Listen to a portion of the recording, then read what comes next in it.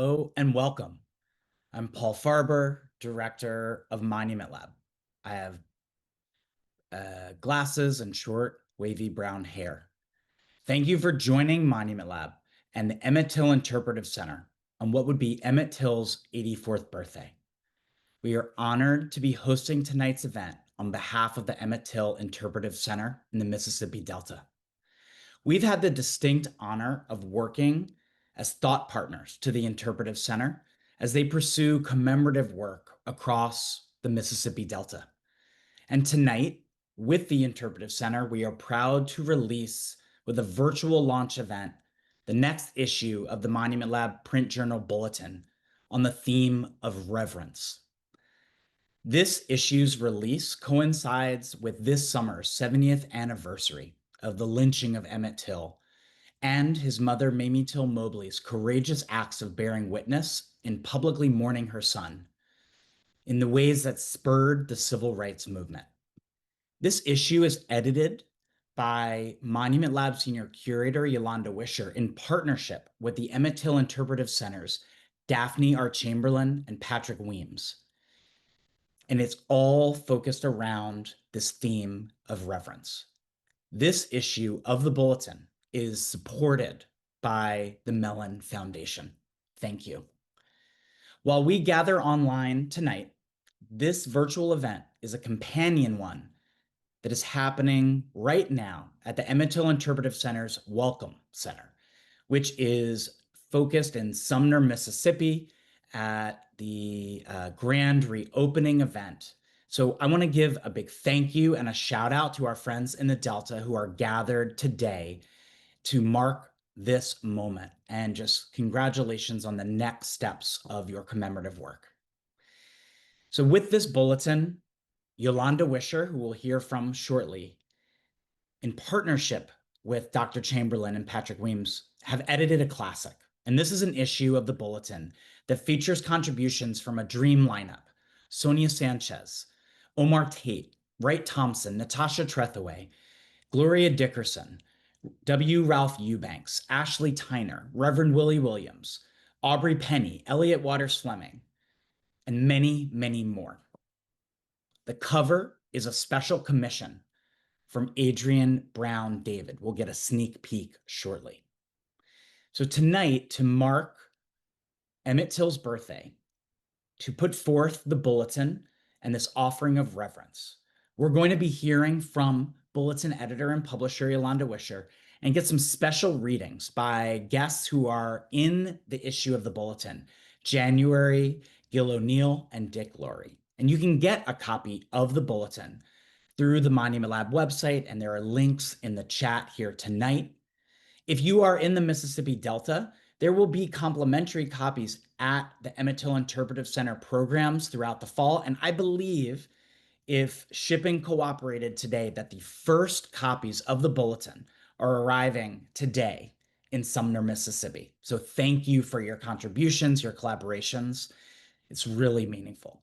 There are going to be more events for the launch of the Bulletin, including a Philly release party at Ulysses on Friday, August 7th, and in September, a Mississippi launch at the Mississippi Book Festival. And if you follow the Emmett Till Interpretive Center and Monument Lab on social media or our mailing lists, you'll be able to get information, and we'll put some links in the chat later tonight so you can know more about that, and hopefully with more events coming soon. So without further ado, before I bring out Yolanda to share insights about the making of this issue, on the keyword of reverence, and how to think about commemoration and acts of bearing witness, we're going to see a short trailer for the issue of the Bulletin, which was created by Monument Lab's Director of Communications and filmmaker Ashley Tyner, with collaboration from Sabrina Santiago.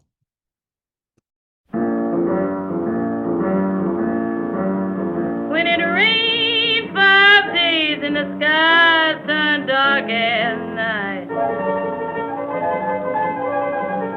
When it rained 5 days and the sky turned dark as night. Then trouble taking place in the lowlands at night.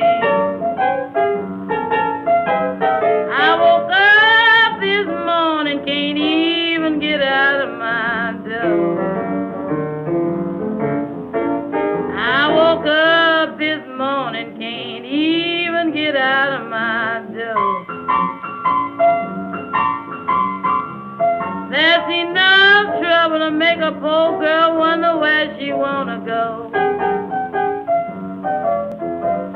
Then they rowed a little boat about 5 miles across. This issue has been a long time in the making, and we're so glad it is here. So please join me in welcoming, putting your hands together or throwing your hands in the air or however you hoot and holler for Monument Lab's Senior Curator, Yolanda Wisher. Good evening. Hey, Good everyone. evening. Hey, Paul. Hi, Uh, Yolanda. I'm Yolanda Wisher. I'm a Black woman wearing my hair in a blown out fro.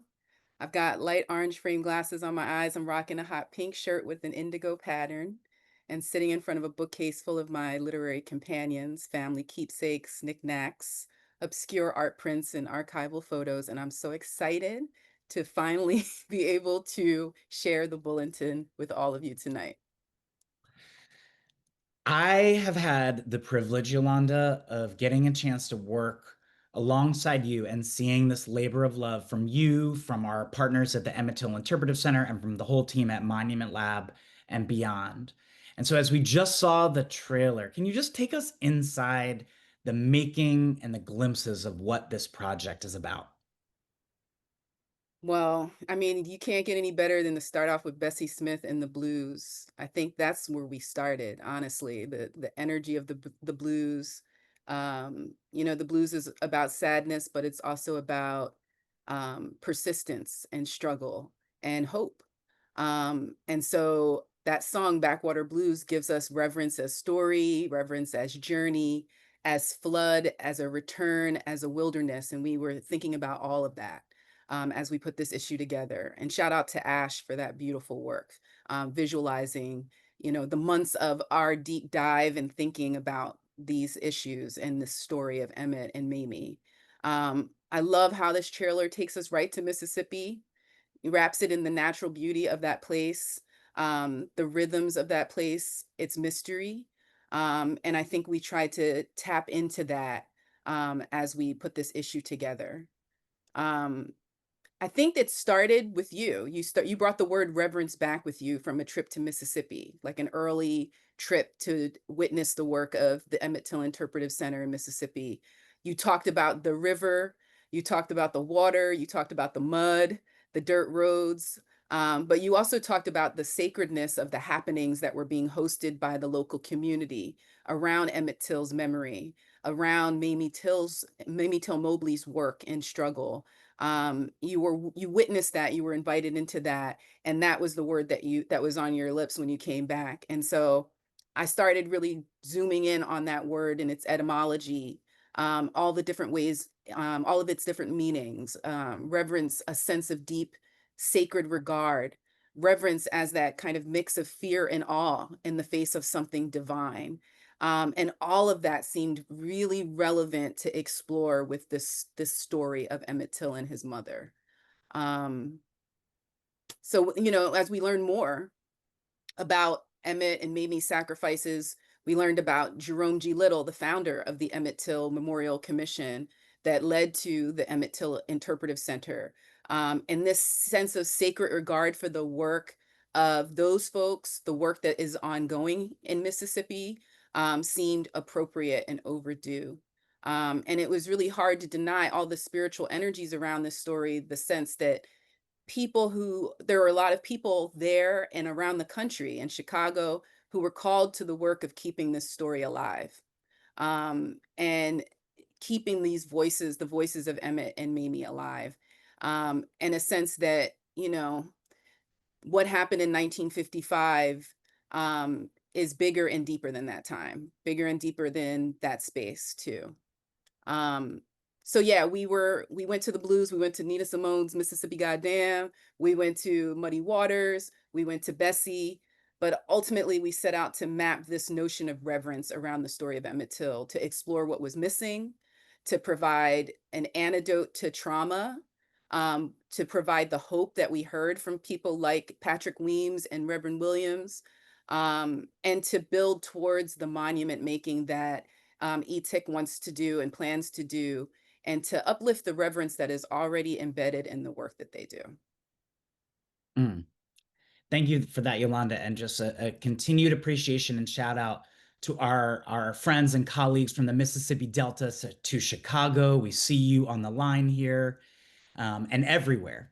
Um, one of the questions that's come up in the process of this work is when do you first learn of the story of Emmett Till? Mhm. Could you share a bit about your own personal journey in this story? Sure. It was my mom. And my mom doesn't do Zoom, so I'll have to tell her about this after the fact that I'm talking about her like this. And I'll be excited to hand her a copy of this issue because it feels very full circle for me. As a young girl, maybe in my, maybe even before my teens, my mom told me about the story of Emmett Till.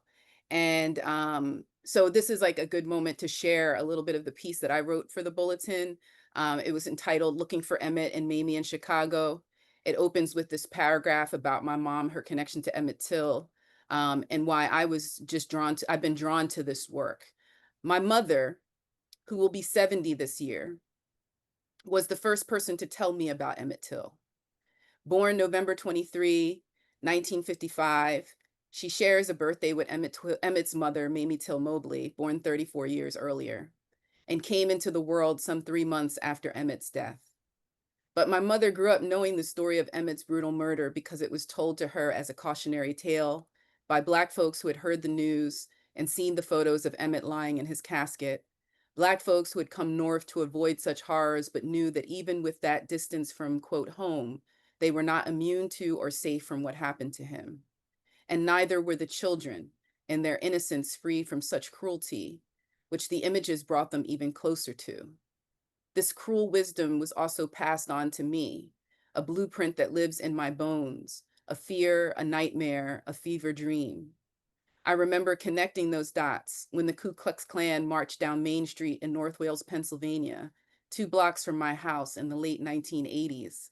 And I had visions, or were they memories deep in my DNA, of a cross burning on our front yard in the Philadelphia suburbs. So that kind of opens my exploration and my looking for Mamie and Emmett, um, trying to in some way heal too my mother's trauma around this story, um, and how hard it is for her to still even talk about Emmett Till, and how a lot of folks of her generation find it difficult to talk about him, and what happened to him. And I was also struck by how many folks in the issue, Wright Thompson, Emmett Till Interpretive Center Executive Director Patrick Weems talked about in their writings for the Bulletin, not learning about Emmett Till's story until they got to college, maybe after they left Mississippi, and how galvanizing it was for them moving forward to hear that story, how it really changed their lives. How Yeah. did you first learn about Emmett Till, Paul?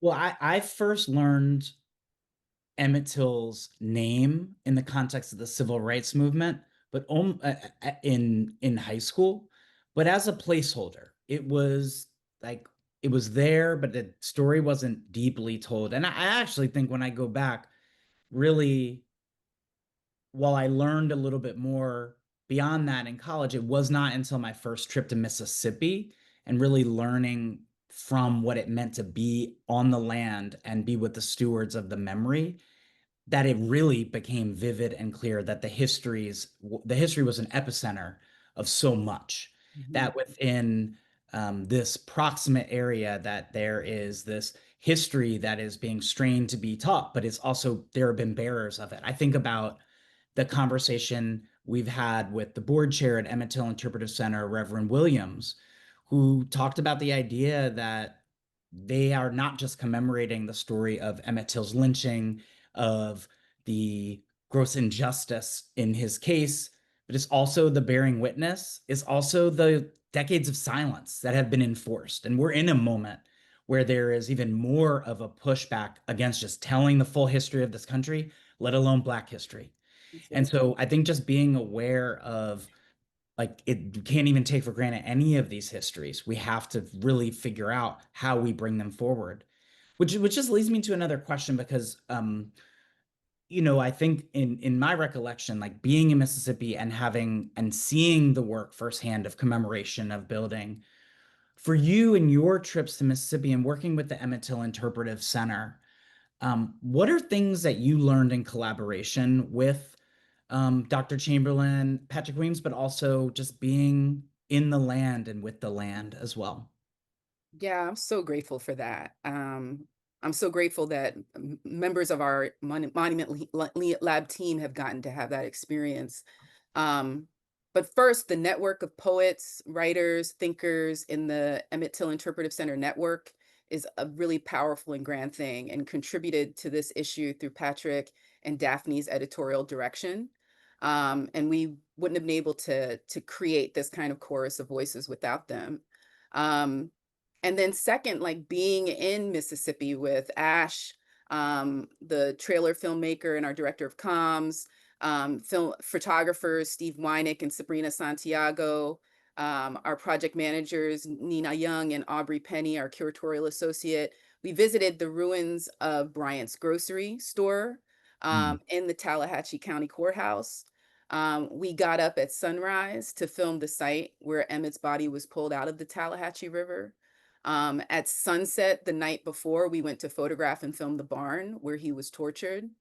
Um, and Emmett Till Interpretive Center staff, Miss Jessie James Diming and Vanita Halbert, Benjamin Salisbury were our guides through this history. They are memory keepers, and they understand the importance of ritual and ceremony, and the way that they share these sites with the public is a form of reverence and sacred care and honor of the story. And every time you talk to someone like Miss Jessie or Mike and Tina Small, whom I met in Chicago, you realize that the story of Emmett and Mamie is not meant to stay with one person. It's meant to be passed on. And when you hear this story, you become a keeper and a steward of it, right? You become a keeper of a future that something like that could never happen. And so throughout this travel and editorial work and relationship building of this issue, I learned that Mississippi is, of course, not a monolith. I learned that it's still a force field of racial tensions, but also a fertile ground for unity and community. I learned how beautiful and haunting a place it is. I still carry the bird song that I heard at the banks of the Tallahatchie River at dawn inside of me. mm. And I still think about the shadows of the cypress trees and the bayou around the barn. So the beauty of that place is really intertwined and interwoven into the history. Wow.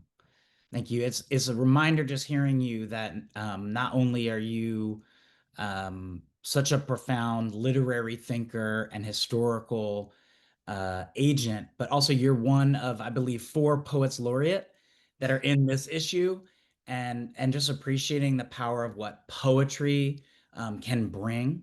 I Yes. want to I want to just kind of ask you about the theme and just go back into, you were kind of getting into, but reverence. Uh, Hmm. at Monument Lab, we dive into words and concepts.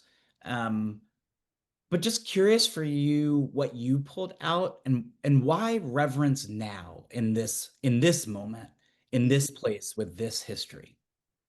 Hmm.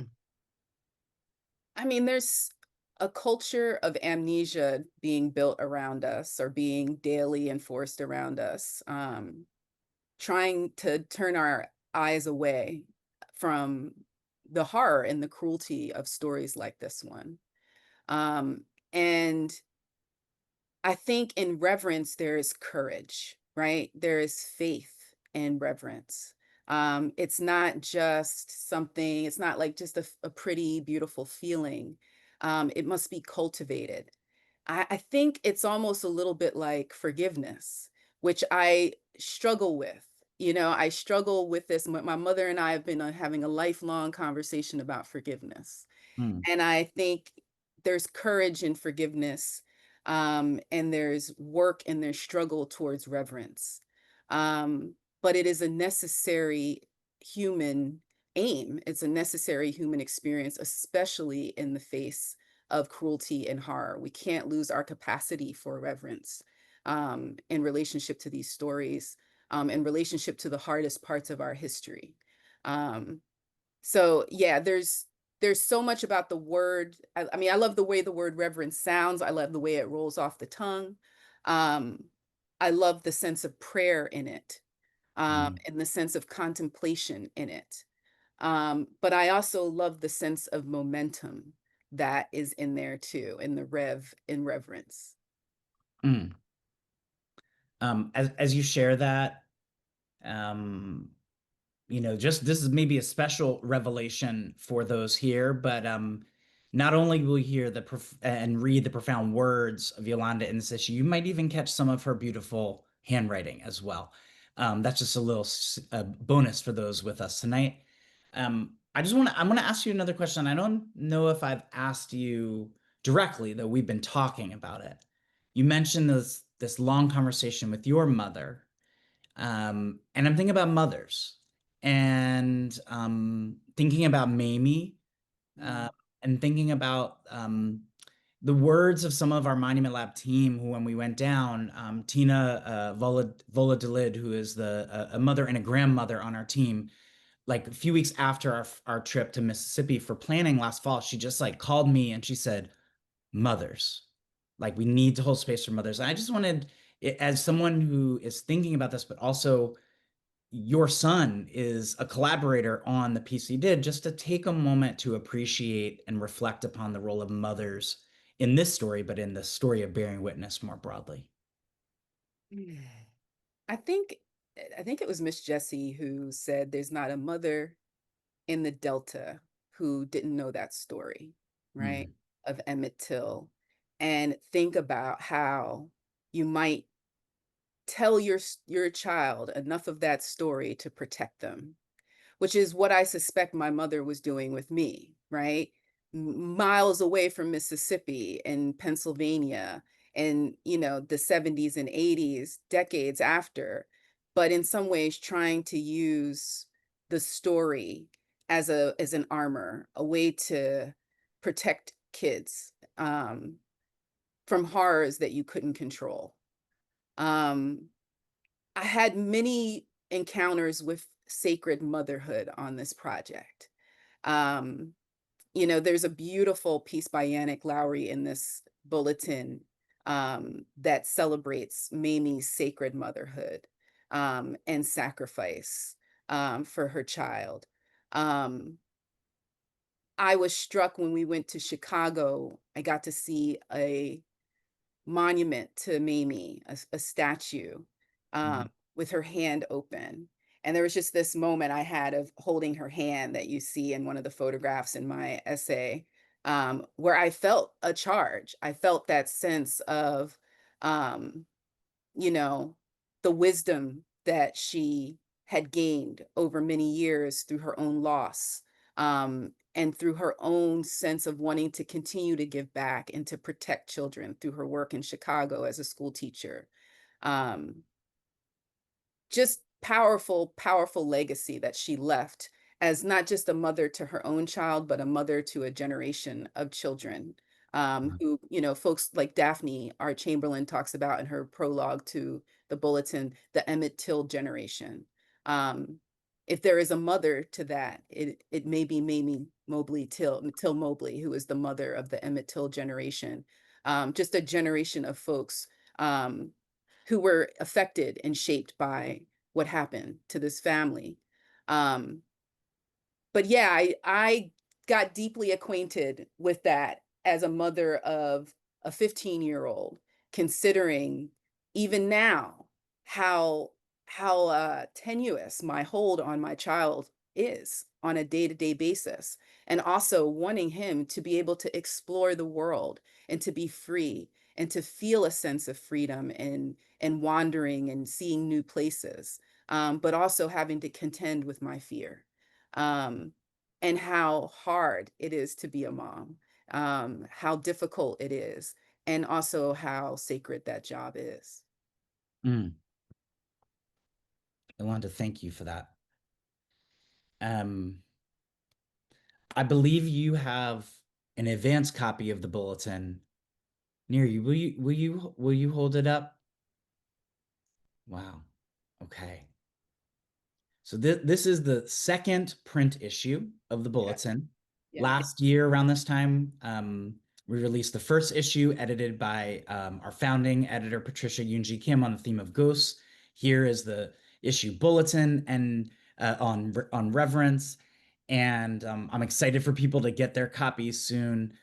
Would you just share a few revelatory moments in the process of putting this together over the last year and just bringing all of this together in the form of this journal? Yeah, a few moments that I think stood out to me. Um, First, from contributor Tony Bolden, who curated our special playlist for the issue. You heard a little bit of John Coltrane and Aretha in the waiting room. Um, Curated a fantastic Spotify playlist for us based on Emmett Till's legacy, and also writes a little essay to introduce it, in which we learned that Emmett Till was born the same year, 1941, as George Clinton of Parliament Funkadelic. Wow. And so we're still jamming to Funkadelic's music today, and we're still talking about Emmett Till. And I felt learning that kind of a sense of abbreviated sense of time, Wow. considering that fact. It's a reminder that what happened to Emmett in 1955 wasn't that long ago, and is still deeply woven into popular culture.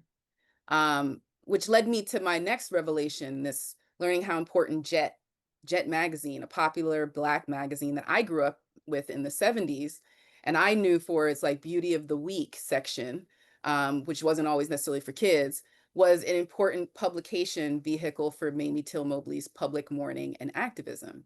Mm. And Daphne R. Chamberlain talks about learning about Emmett Till from a copy of Jet magazine that she read as a young child. I also reference the images of Emmett's body that were featured in that magazine that were part of just Mamie's galvanizing of the civil rights movement. Um, and then lastly, I'll talk about poetry. You mentioned poets laureate. There's a tradition and a lineage of poetry written about Emmett Till. And there's 6 poems featured in the Bulletin, or 7 maybe. Sonia Sanchez, Natasha Trethewey, Era D. Matthews, Celie McGinnis, Omar Tate, Dick Laurie, January Gill O'Neill, are just the tip of the iceberg of Emmett and Mamie poems that exist. And somebody should write a PhD about that if they haven't already. But poems may be some of the first and most enduring monuments to Emmett Till and his life and murder. So yeah, there's lots of poems out there to dive into, and I hope people will use this as an invitation and an opening to more. Mm. Thank you for that. Well, I believe you have brought with you some sneak peeks of the bulletin that we can share with people who have gathered here before they get their very own copy Yep. soon. Yeah, just real quick, I'll show a couple of spreads. Just in honor of Emmett's 84th birthday today, I wanted to pull a few spreads that revolve around the theme of boyhood and what it means to have a reverence for boyhood, which is central to the story of Emmett Till and the issue. So first up is Ralph Eubanks's essay, What the Face of Emmett Till Says About Every Brutalized Black Body Then and Now. And Eubanks is the author of A Place Like Mississippi, A Journey Through a Real and Imagined Literary Landscape. He also has a book called It's Darkness on the Delta, How America's Richest Soil Became Its Poorest Land, coming out in January 2026. And his essay reflects on a Black boyhood that is threatened and destroyed. He connects the murder of Emmett Till to the murder of folks like Trayvon Martin. He writes, there's a long, bright line that connects Mamie Till-Mobley's decision to let the world see her son's battered body in his casket to the videos of police brutality many of us viewed on our screens 5 years ago. While today we think of Till as a martyr, his saintly innocence arose only after he became a symbol rather than a real person. Just as Trayvon Martin's innocence was questioned after his death, so was Till's. Mm. And I'll also shout out photographer Justin Hardiman's photo essay, which is a really beautiful segment of the book. The essay is called The Right to Grow. Hardiman is a self-taught photographer, visual artist from Jackson, Mississippi. And his photo essay in the Bulletin emphasizes a life imagined beyond boyhood. And he writes, young Black boys deserve the chance to make mistakes and not be defined by those mistakes, to travel the highways and byways of the world without being racially profiled, to be treated equally no matter the circumstances, to learn the history of those who came before them and value their sacrifices, to live a life of unlimited possibilities. Every Black boy deserves the right to grow old. Mm. And then I'll share this family portrait, which opens up my essay, Looking for Emmett and Mamie in Chicago, which was a really powerful experience to write. I got to travel with my family to Chicago. And my son Theo wrote a piece, as well as my husband Mark, to accompany my piece. And Theo had a really heavy experience of learning and feeling about Emmett's story that made him question, treasure, appreciate the life and love-giving aspects of his own boyhood. And he wrote, "I've never been that firm of a believer in the supernatural, but after my experience there, I begun to question, could we communicate with those who came before us? If so, what would I say to Emmett and what would he say to me?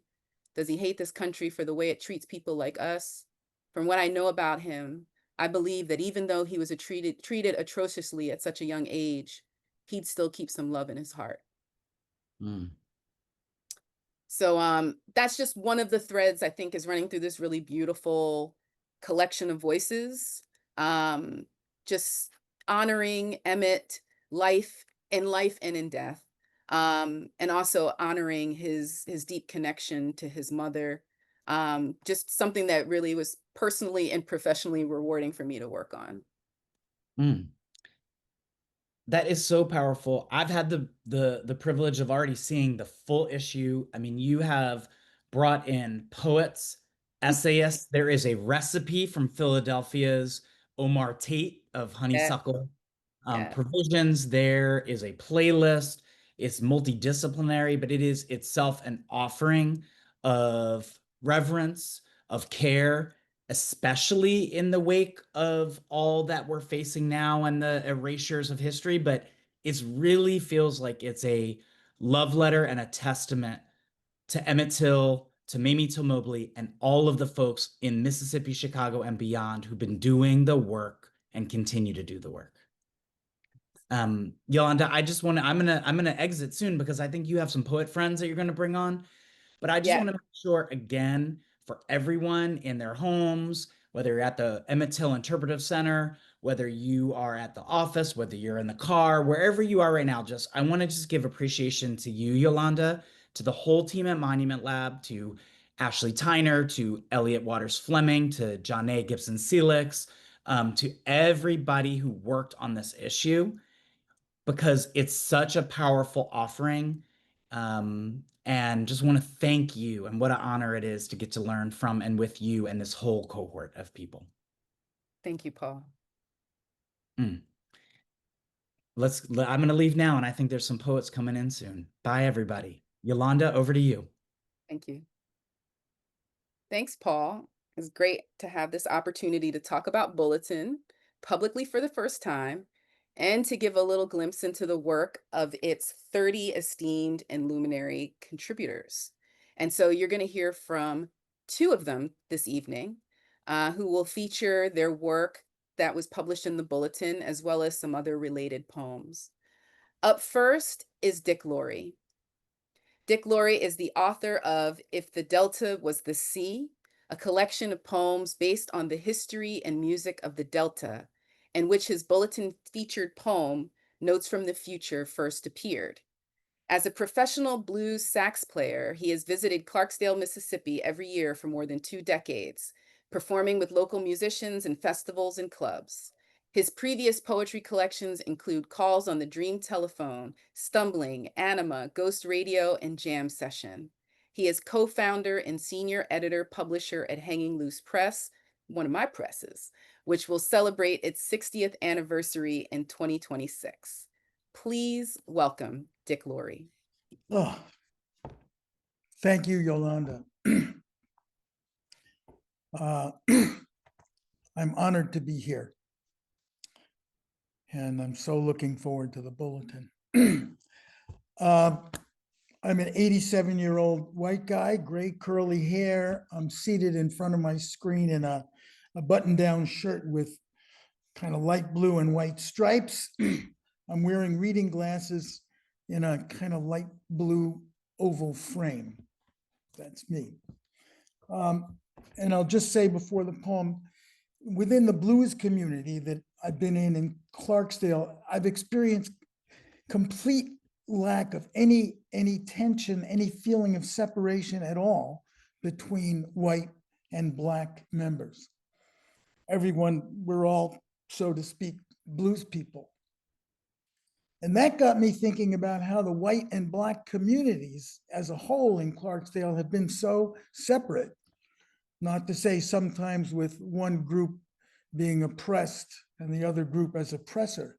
And yet they've shared so much, which I'll talk about in the poem. So, and then I thought, well, what's going to happen now at this time where we are? What happens now into the really far future in Clark? So I kind of fantasize about Clarksdale. I said, suppose really way far in the future, historians are trying to figure this out. What happens in Clarksdale? Looking back at this ancient, way back, so-called Clarksdale civilization, but the history of it is not very clear after the 21st century. So a research expedition is on this ancient site seeking answers. That's the poem. The poem alternates between the straightforward kind of prose notes of what they have found and the more poetic reflections of one of the researchers. The poem is called Notes from the Future, taken from the journals of imaginary researchers exploring ancient Clarksdale, Mississippi. Journal 1, prehistory to circa AD 1870. Stone spear points many thousands of years old. These are hunters of bison and mammoth. Later, though still nomadic, life gets more complex. They make beads, tools to crack nuts. Then real settlements, ceramics, houses with hearths, concentric tiers of earth ridges around a central plaza, while objects of Gulf Coast conch, Great Lakes copper, lodged in burial mounds, suggest trade with other regions. And after a while, centralized government, clear traces of squash, beans, corn, planted by people whose names we still know. Note. By now, however, these names have been almost forgotten. Biloxi, Chickasaw, Choctaw, Korowa, Grigras, Natchez, Ofo, Pascagoula, Quapaw, Tiu, Tunica, they are all called Indians by the Europeans who come sweeping through the continent to assert their dominance.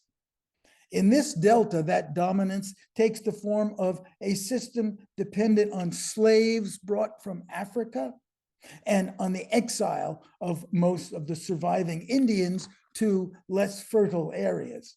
Now, swamps are drained, more land is cleared for planting, and the first signs of town life appear.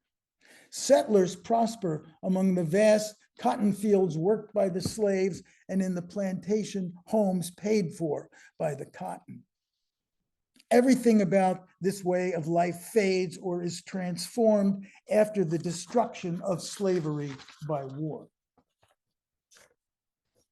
Journal 2, circa AD 1870 to AD 2100.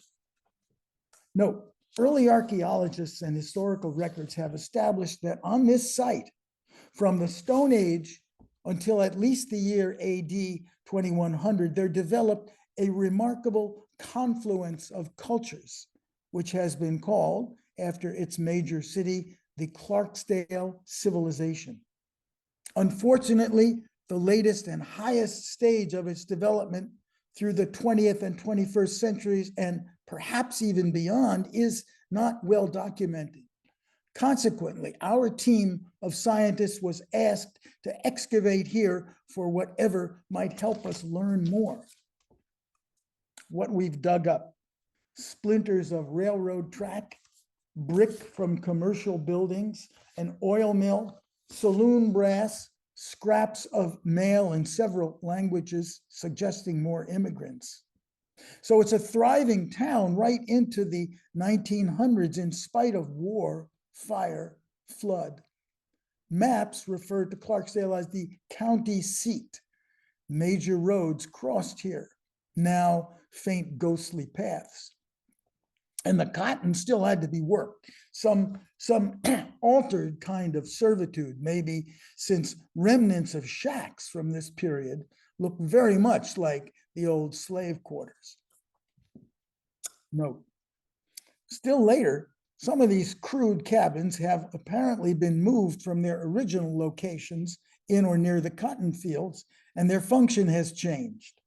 To our surprise, they seem to have been repaired, rebuilt, and adapted with electricity, air conditioning, new furniture, indoor plumbing for use as hotel suites during what we call the tourist period. And even after machines, iron shards in the dirt under our feet have replaced most field labor, that stubborn culture persists right alongside the more dominant one. Apart, says our anthropologist, but not isolated from it. Often in old framed family pictures, we still see one group caring for the other's children. And the two cultures by this time, though residential patterns show clear lines of division, these cultures are so tightly interwoven as to be inseparable. Note, it's not known how deep each culture penetrates the other, or whether they even realize it, or if such fusion, born from the heat of their convergence, is found elsewhere. But here in 20th century Clarksdale, the entwining of African and European roots is undeniable. We infer this from our most precious contemporary source, the frail, crumbling day-to-day newspapers our archivist is carefully restoring. It is a slow process, but already we've learned a good deal. These newspapers, for instance, show that the frequent rituals celebrating each culture's characteristic music share a crazed attachment to the guitar, hence the snarl of rusted steel strings we dug up. And we've learned that whites and blacks, as they call themselves, cooperate in governing the city, a striking change from its past. And that in each of the two religious systems, some elements of both Europe and Africa coexist. Thus, in all the churches, a similar God presides. And we've learned that the most revered of staple foods, worshipped, debated, contested with the fervor of Olympic Games, consumed like water, is common to both cultures. Note, a recent discovery confirms that this last observation about the significance and status of so-called ribs has not been exaggerated. Artifacts and census records make it evident that, as noted above, many parts of the city are predominantly occupied by one so-called race or the other. Nevertheless, no matter where we dig, we always find everywhere these well-chewed animal bones, along with traces, just traces of what appears to be some kind of powerful ceremonial sauce. On the other hand, separation is sometimes mandated. The word only scrawled on fragments of signs in public places, and though laws change, their effects may linger. And still, near the end of the century, bitterness persists in letters to the newspaper, for example, arguing over what is or is not represented by a flag. Now that the excavations are done, we're waiting for our archivist to finish restoring newspapers as far as the end of the 21st century to know more about Clarksdale at this period and the precarious balance between the blending and the pulling apart of these two cultures.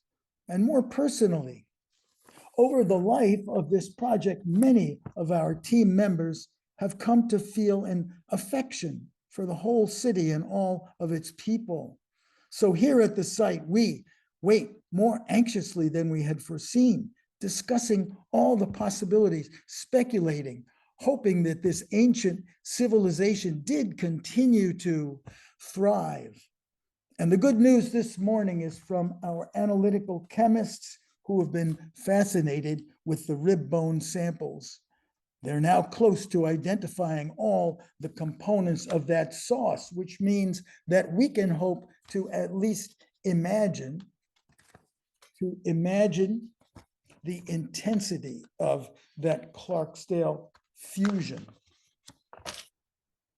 at its height. Since all of us now believe that above everything, it was these shared tastes which formed the most crucial confluence, as intimate, profound, and familiar as lovers eating from each other's plate. Let's see here. I think that it's time. I'm going to thank everybody. It has been wonderful to be here. It's such an honor. Yolanda? Thank you, Dick. Thank you for that powerful poem. I love thinking about the contents of that ceremonial sauce. I'm sure it was made with reverence and love. Our second featured poet this evening is January Gill O'Neill. January Gill O'Neill is the author of Glitter Road, Rewilding, Misery Islands, and Underlife, all published by Coventry Press. Her poem, At the Rededication of the Emmett Till Memorial, which is featured in the Bulletin, was a co-winner of the 2022 Allen Ginsberg Poetry Award. She has received fellowships from the Massachusetts Cultural Council, Cave Canem, and the Barbara Deming Memorial Fund, and she was selected as the 2019-2020 John and Renee Grisham Writer-in-Residence at the University of Mississippi. She is a professor at Salem State University and currently serves on the board of directors of the Association of Writers and Writers Programs. Please welcome January Gill O'Neill. Thank you, Yolanda, and Paul and Dick. I mean, I am feeling very fortunate to be here tonight and a part of the Bulletin. So I'm January Gill O'Neill. I'm a Black woman with short black hair and dark brown eyes, and I'm wearing a navy blue blouse with sitting in a yellow chair tonight. And the portrait behind me is not me, but it is a Black woman, and the name of the portrait is called After the Rain, REIGN. And so, my journey with Emmett Till began, I guess, before I came down to Mississippi as the John and Renee Grisham Writer-in-Residence in 2019. We were shocked at, finding out what happened to the marker at Graball Landing, how it was bullet-ridden, and it was just unfortunate. We came down and I started my residency, and I was fortunate enough to bring my daughter with me and to go to the rededication ceremony. And so that's, that time from coming down in August of 2019 until I left, and then after, it became the subject of my book Glitter Road, which recounts my experience learning about Till, getting a really deep understanding of what the legacy of slavery has left Mississippi with. And it's a reminder that there are good people doing good work everywhere, and this group certainly included and in the mix. So I'm happy to be here. So I'm going to read my poem, At the Rededication of the Emmett Till Memorial, Glendora, Mississippi, October 19th, 2019. He was 14, same age as my daughter who sits beside me on the crowded bus. We travel with police escort like a funeral procession to dedicate the new marker at Graball Landing. Along the dirt road, red spider lilies bloom around the gnarled roots of aged oaks. Life grows on among the silent brown branches.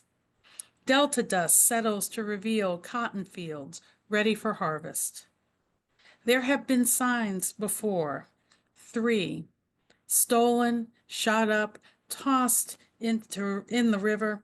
The last one stood just 35 days, riddled with bullets again and again, refusing us the comfort of leaving the past in the past.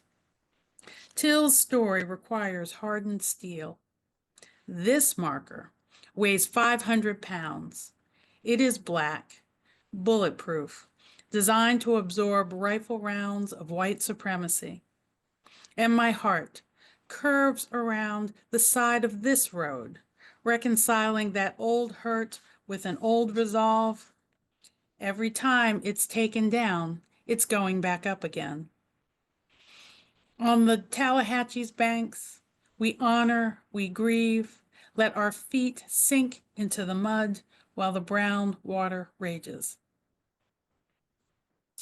And so I'd like to read 2 more poems. While I was in Mississippi, I had a chance to go around to several of the Till sites, and we went to Bryant's Grocery and Meat Market, and I was surprised at how dilapidated the building was. I mean, I think it should be preserved. But part of the story is letting it fade. I think letting it fall and crumble to a certain extent. And so it was a reminder to me of what gets saved, what stories are forgotten. And Yolanda, when you were speaking earlier about, sharing these stories and saving these stories and the reverence as part of the process, I was right there with you. Brian's Grocery and Meat Market, Money, Mississippi, 2019. You could drive past and miss this place. Ghost empty, roofless. Its half walls tentacled by green vines, foundation fenced in by orange safety netting, untouched for decades. And I think to myself, this is the place. This is where Emmett Till whistled at, flirted with, touched a white woman, allegedly. If these half walls could talk, what half-truths would they tell? The family of a juror from Till's murder trial owns this ruin, unwilling to sell or restore the time-worn remains, the red letters of a private property sign barely visible. Now weeds grow where the porch used to be. Shimmer of sunlight turns the window into a mirror. What's left crumbles under the weight of neglect, the Delta's way of forgetting its living history. I stand at a threshold I can never cross.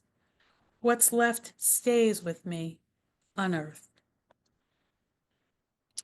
And I'd like to close with an experience of going down the Mississippi River. Well, we got on in Clarksdale in 2021 and took a remarkable ride, and it was such an amazing thing to do, and a reminder of the beauty and nature and mystery that is a part of Mississippi. The river remembers. Here the water is silt brown, stretches mile wide, flat as a washed out conveyor belt, an unhemmed rumble strip. I can't read the river, can't see my hand when it plunges elbow deep to feel the cool against the Mississippi heat, hot as a dog's mouth. Here we canoe for hours, through swirling eddies, watch the trash barges and towboats travel downstream. The river glistens hard as broken glass. Here, everything is fluid. In lower Mississippi, the south-south, where the 2-lane blacktop cuts through an infinity of flat, cotton, soybean, corn, farm, farm, tumble-down shack. Creeks and rivers bifurcate the land like blood veins. Here, the GPS gives up. New islands form at the current's whim, and what is untouched grows lush and verdant. Willow and privet border the collapsing coastline. A carp leaps into the boat when it hears us coming. We stop here in an oxbow. Gumbo mud sticks to our feet. River rock, plastic, fossils, gar. Raccoon and coyote leave tracks in rust-colored sand. The slaves, sold down the river, hid here, waited for their chance to escape up north, hid in caves, fled to the Twin Cities and Canada, their fate at the mercy of the river's next rise. Here's the nadir of our suffering, which started in one place to end in another. Here's where flow and marvel and history converge. This harm joy, this beautiful sadness. Thank you. Thank you so much, January. I love the weaving of storytelling and poetry that you gave us tonight. So powerful. Thank you. For being here. Well, that concludes our featured presentations this evening. We just gave you a little glimpse into the world of Bulletin Issue 2. And I just want to start my closing remarks with some notes of gratitude for our featured poets this evening, January Gill O'Neill and Dick Laurie, and all of our contributors from Issue 2, some of whom are on this Zoom tonight. I really appreciate y'all. Writers, photographers, visual artists, for making this such a resonant and hopeful offering in the midst of the daily news that we all are assaulted by. I'd like to thank Paul Farber, the entire Monument Lab team, especially Cleary and Nina Young for their support this evening. And I've got to give a special shout out to the Bulletin team at Monument Lab, editorial associate and project manager Elliot Waters Fleming, designer Janae Gibson Celix, and visual editor and Monument Lab director of comms Ashley Tyner. And last but not least, a very special thanks to the Emmett Till Interpretive Center, its wonderful staff and board. Much love to contributing editors Patrick Weems, Dr. Daphne R. Chamberlain, for their wisdom and enthusiasm given to this special issue. We're going to keep spreading the gratitude and the reverence at a few upcoming Monument Lab and Emmett Till Interpretive Center events this summer and fall. We'd love for you to join us. You can check the chat for some registration links for the following events. First up is a Philly launch at Ulysses Books on Friday, August 8th, and from 7 p.m. to 8:30 p.m., where you can hear from contributors, view our pop-up display, and purchase the issue in person.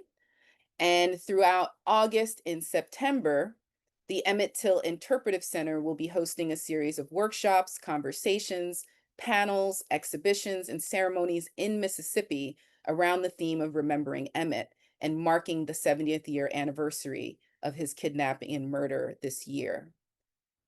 Finally, Monument Lab and Emmett Till Interpretive Center will be sharing the Bulletin at the Mississippi Book Festival on Saturday, September 13th in Jackson. I hear it's the place to be in September. In addition to having copies there for sale, we'll be moderating a panel discussion about the issue featuring contributors Gloria Dickerson, Celie McGinnis, and Patrick Weems. Time and location details will be announced at a later date, so follow us at @monument_lab on Instagram for updates. And don't forget to purchase your copy of Bulletin at Monument Lab's online store, which you can follow the link in the chat or visit our website at monumentlab.com. And be on the lookout for an email from Monument Lab with links to our YouTube page, where a video of this program will be available for later watching and sharing. We'll also reshare the link to purchase the issue and the link to the companion playlist by Dr. Tony Bolden. So I want to end tonight with a quotation that appears at the end of issue 2. It's from our brilliant Monument Lab fellow from 2024, Alexis Pauline Gums, written in her essay, That Transformative Dark Thing. And it reminds me of why I and we do this work on behalf of ancestors like Emmett Till and Mamie Till-Mobley, and for the people of the future. Gums writes, surrounding me when I am alone, and in a larger circle encircling our circles when we gather together, are the ancestors who have given their lives, words, and actions to an oppositional and often illegal reverence for Black breath. So with reverence and peace, good night.